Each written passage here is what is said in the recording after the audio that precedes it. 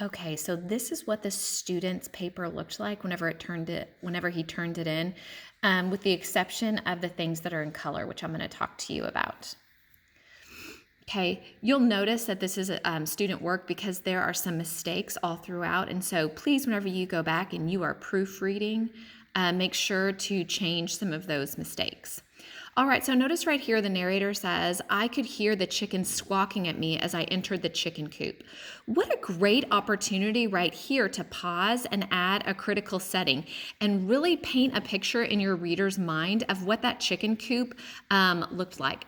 And so what I'm going to do is I'm going to open up, I'm going to do some Googling, and I kind of want to know what's in a chicken coop. What are some things that I can include whenever I'm trying to use my descriptive imagery about my chicken coop?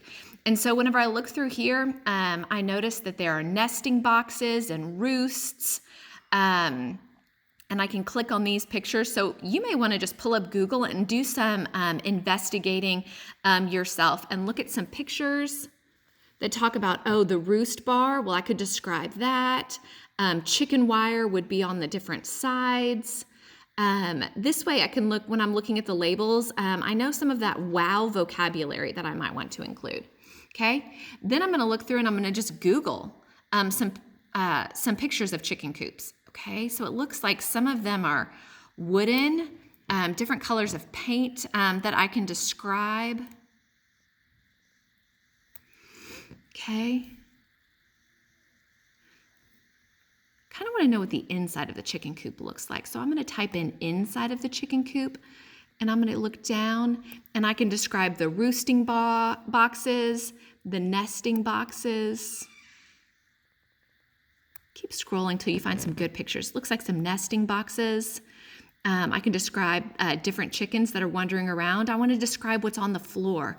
I'm wondering what it smells like in there. I can describe the chicken wire out here. Some of you may have some personal experience. You may have chickens in your backyard, and so you really have an idea of what a chicken coop is like. And for some of you, you may really need to use Google to find out more information. Well, I think while it might be interesting to describe one of these fresh, clean, newer looking chicken coops, in mine, I think it might be more interesting to describe a dirty one. So I'm going to type into Google dirty chicken coop, and I am going to really paint a picture in my reader's mind of just kind of a stinky, older one. I'm going to describe the sawdust or the shredded hay that's all over the ground. I'm going to have mine be kind of crowded. I'm going to let my nesting boxes have wood where maybe the paint is peeling or the wood is starting to splinter.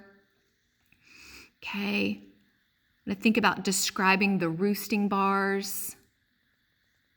I'm going to scroll through here just to get a whole bunch of different ideas of things that I could include. I'm going to want to describe what these things are made out of, the material that it is. I can describe the shape of them, the color of them, the size of them, the textures that I see on the floor.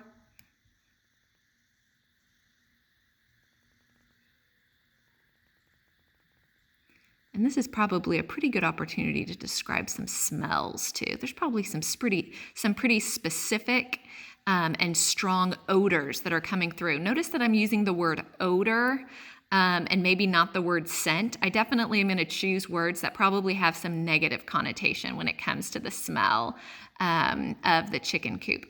Okay, and so, sorry, that was really fast. Let's go back. So I'm going to want to add a critical setting right here. Then as I keep reading, I notice that the narrator goes and grabs the egg behind the chicken's booty. And he calls it an oval treasure. But there's not much other description about the egg. So in order to lengthen this narrative, to stretch it out and make it stronger, to move from a 4 to a 5, I can add in a critical object description. Well, some of us may think that chicken eggs all look the same, so I'm going to type into Google chicken egg, and I'm going to see what comes up. Whoa, look at all the different colors that I might include of the chicken egg. So I can describe what color is my chicken egg going to be? I can think about whenever I'm describing the color, including the shade of